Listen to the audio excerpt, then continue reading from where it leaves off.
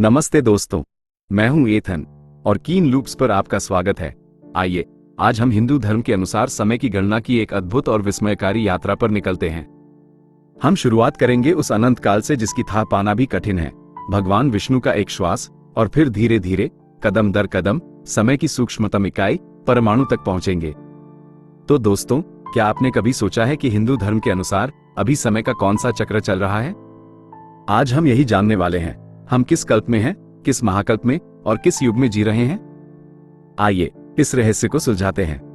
ये यात्रा हमें दिखाएगी कि कैसे हिंदू ब्रह्मांड विज्ञान समय को कैसे देखता है, एक निरंतर चलने वाला चक्र, असीम विस्तार वाला और आश्चर्यजनक रूप से सूक्ष्म विवरणों से भरा हुआ।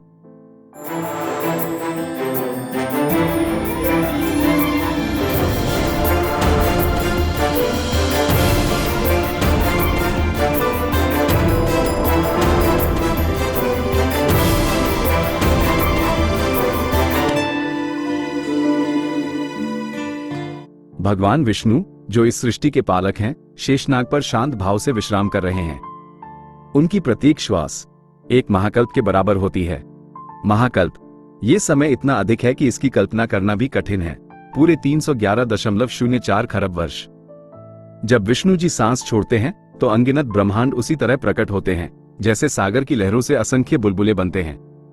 और जब वे सांस अंदर लेते हैं तो ये सारे ब्रह्मांड उन्हीं में समा जाते हैं, मानो कभी थे ही नहीं। ये सृष्टि और प्रलय का चक्र अनादि काल से चल रहा है और अनंत काल तक इसी तरह चलता रहेगा। यह न केवल समय की विशालता को दर्शाता है, बल्कि हमारे अपने अस्तित्व की क्षणभंगुरता को भी दर्शाता है। अब एक महत्वपूर्ण प्रश्न उठता है, क्या विष्णु जी के श्वास यानी महाकल्प से भी बड़ा कोई समय है? वैसे तो शास्त्रों में महाकल्प को ब्रह्मा जी का पूरा जीवन काल बताया गया है और विष्णु जी के श्वास को ही सबसे बड़ा समय माना जाता है। परंतु शास्त्रों में इससे भी परे अनंत काल का वर्णन मिलता है। इसे शब्दों में पूरी तरह व्यक्त करना संभव नहीं, क्योंकि यह हमारी बुद्धि और कल्पना से परे है। यह अनंत है, न इसका कोई आरंभ है न कोई अंत। आप इसे ऐसे समझ सकते हैं कि जैसे विष्णु जी के अनगिनत श्वास निरंतर चलते रहते हैं, ठीक उसी प्रकार अनगिनत महाकल्प भी एक के बाद एक बीतते रहते हैं, बिना किसी रुकावट के। और अब एक श्लोक के माध्यम से इस सत्य को प्रणाम करते हैं। यस्यानिश्वसितं वेदा यो वेदेभ्योऽखिलं जगत् निर्ममे तमहं वन्दे विद्यातीर्थमहेश्वरम्। विद्यारण्य स्वामी पंचदशी, अर्थात जिनकी श्वास से ही वेदों का प्राकट्य हुआ और जिन्होंने वेदों के ज्ञान से इस संपूर्ण जगत की रचना की, उन ज्ञान के सागर भगवान महेश्वर को मैं श्रद्धापूर्वक प्रणाम करता हूं। अब इस महाकल्प को, जो विष्णु जी की एक सांस है, ब्रह्मा जी के संपूर्ण जीवन के रूप में देखिए। ब्रह्मा जी जो सृष्टि की रचना करते हैं, 100 ब्रह्मा वर्षों तक जीवित रहते हैं। और एक ब्रह्मा वर्ष कितना लंबा होता है? ये 360 ब्रह्मा दिनों और 360 ब्रह्मा रातों से मिलकर बनता है, जो कि 3.1104 खरब मानव वर्षों के बराबर है। ब्रह्मा जी के एक दिन को कल्प कहते हैं। एक कल्प 4.32 अरब मानव वर्षों का होता है। इस विशाल समय में ब्रह्मा जी सृष्टि की रचना करते हैं और यह ब्रह्मांड अपने विविध रूपों में विकसित होता है।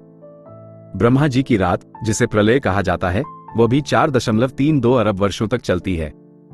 प्रलय काल में सृष्टि का लय हो जाता है और ब्रह्मांड अव्यक्त अवस्था में लौट जाता है, मानो सब कुछ गहन निद्रा में लीन हो गया हो। एक कल्प के अंदर 14 मनवंतर होते हैं, जिनके बीच संध्या काल आते हैं। आदि संध्या, 14 मनवंतर और 15 मनवंतर संध्याएं।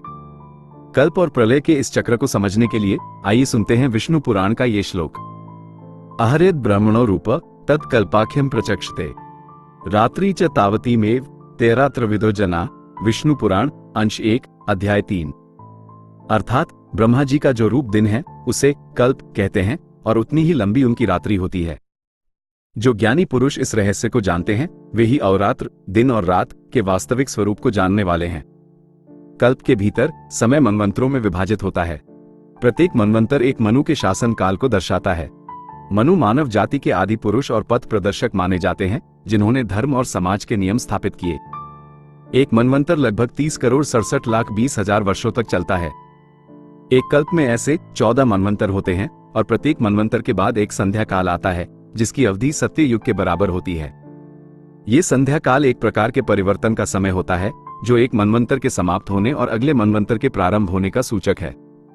वर्तमान समय में हम वैवस्वत मनवंतर में हैं, जो इस कल्प का 7वां मनवंतर है। प्रत्येक मनवंतर को फिर 71 चतुर्युगों या महायुगों में बांटा गया है। एक चतुर्युग 43,20,000 वर्षों का होता है और इसमें 4 युग शामिल हैं, जो एक निश्चित क्रम में एक के बाद एक आते हैं। सत्य युग, जो 17,28,000 वर्षों तक चलता है और जिसे धर्म का स्वर्ण युग माना जाता है। त्रेता युग, जो 12,96,000 वर्षों तक चलता है, जिसमें धर्म में थोड़ी कमी आती है। द्वापर युग, जो 8,64,000 वर्षों तक चलता है, जिसमें धर्म और भी कम हो जाता है। और अंत में कली युग, जो 4,32,000 वर्षों तक चलेगा और जो वर्तमान युग है, जिसे अंधकार और अधर्म का युग माना जाता है। प्रत्येक युग के आरंभ और अंत में एक संध्या काल होता है। चारों युगों में साधना के मार्ग कैसे बदलते हैं, इसे श्रीमद् भागवत महापुराण के इस श्लोक में बताया गया है। कृते यद ध्यायतो विष्णु त्रेताया यजतो मखे द्वापरे परिचर्या कलो तद हरि कीर्तनात्। श्रीमद् भागवत महापुराण 12 स्कंद 3 अध्याय श्लोक 52। अर्थात सत्य युग में जो फल विष्णु जी का ध्यान करने से प्राप्त होता था, त्रेता युग में यज्ञों से, द्वापर युग में सेवा पूजा से, वही फल कलयुग में केवल भगवान हरि के नाम कीर्तन से सहज ही प्राप्त हो जाता है। युगों के साथ धर्म कैसे क्षीण होता जाता है, इसका वर्णन वायु पुराण के इस श्लोक में मिलता है। धर्मपाद त्रेणकेन सती त्रेताया द्विपाद स्मृता द्वापरे द्वाभ्या पादाभ्या कलिरिकेन तिष्ठति। वायु पुराण अध्याय 57। अर्थात सत्ययुग में धर्म 4 पैरों पर अर्थात पूर्ण रूप से विद्यमान रहता है। त्रेता में 3 पैरों पर, द्वापर में 2 पैरों पर और कलयुग में केवल 1 पैर पर ही टिका रहता है। ये श्लोक युगों में धर्म के क्रमिक पतन को दर्शाता है। वर्तमान ब्रह्मांडीय समय की यदि बात करें तो हम श्वेत वराह कल्प के 7वें मनवंतर वैवस्वत मनवंतर के 28वें चतुर्युग के कलि युग में स्थित हैं। और अधिक स्पष्टता से कहें तो हम ब्रह्मा जी के 100 वर्षों के उस अविश्वसनीय समय के अथाह सागर जैसे जीवन काल के 51वें वर्ष के पहले दिन में हैं। उस पहले दिन के 14 मनवंतरों में से हम 7वें मनवंतर में हैं, जिसका नाम वैवस्वत मनवंतर है। और इस वैवस्वत मनवंतर के 71 महायुगों में से हम 28वें महायुग में हैं। इस 28वें महायुग के अंतर्गत हम अभी कलि युग के 5126वें वर्ष 2025 ईस्वी में हैं। आपने शायद ये भी सुना होगा कि रामायण, महाभारत और पुराणों की कहानियों के अलग अलग संस्करण मिलते हैं। इसका कारण भी यही चक्रीय समय की अवधारणा है। सृष्टि और प्रलय बार बार होते हैं और हर कल्प में घटनाएं थोड़ी बहुत बदल सकती हैं।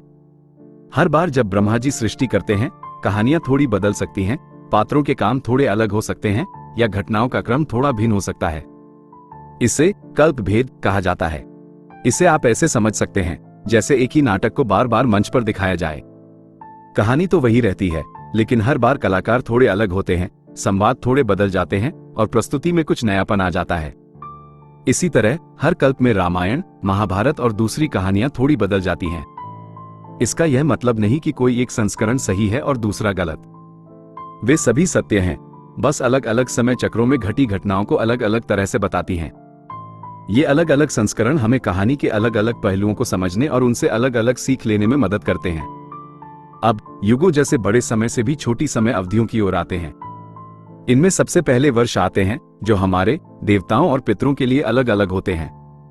हमारे लिए एक मानव वर्ष पृथ्वी के सूर्य के चारों ओर एक चक्कर के बराबर होता है। देवताओं का एक देव वर्ष 360 मानव वर्षों के बराबर होता है और पितरों का एक पितृ वर्ष 30 मानव वर्षों के बराबर।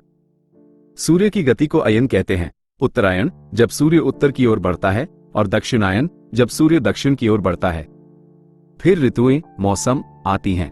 वसंत, ग्रीष्म, वर्षा, शरद, हेमंत और शिशिर। एक ऋतु लगभग 2 महीनों की होती है।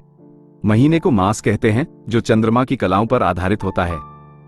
एक मास में 2 पक्ष होते हैं, शुक्ल पक्ष जब चंद्रमा बढ़ता है और कृष्ण पक्ष जब चंद्रमा घटता है। दिन और रात को मिलाकर अहोरात्र कहते हैं। अहोरात्र को भी और छोटे भागों में बांटा गया है। एक मुहूर्त लगभग 48 मिनट का होता है और एक घटी लगभग 24 मिनट की। और आखिर में हम समय की सूक्ष्मतम इकाइयों तक पहुंचते हैं। लव, निमेष, इसे भगवान शिव की पलक झपकने जितना छोटा माना जाता है। त्रुटि, त्रसरेणु, अणु और सबसे छोटा परमाणु, समय का वह सबसे सूक्ष्म कण जिसके और टुकड़े नहीं किए जा सकते। समय की सूक्ष्म इकाइयों का वर्णन मनुस्मृति के इस श्लोक में किया गया है।